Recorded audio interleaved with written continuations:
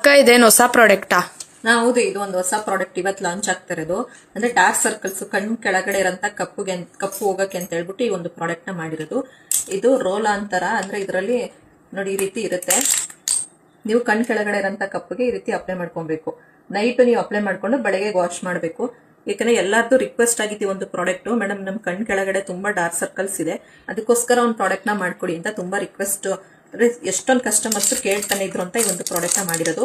ಇದು limit stock ಅಲ್ಲಿ ಇದೆ, ಯಾಕಂದ್ರೆ ಒಂದು 300 ಪೀಸ್ ಇದೆ ಅಷ್ಟೇನೆ. ಯಾಕಂದ್ರೆ ಈ ಬಾಟಲ್ಸ್ ಗಳನ್ನ ತರಿಸಿ ನಾವು ಫಿಲ್ ಮಾಡಕ್ಕೆ ಟೈಮ್ ಬೇಕು, ಅದಕ್ಕೋಸ್ಕರ.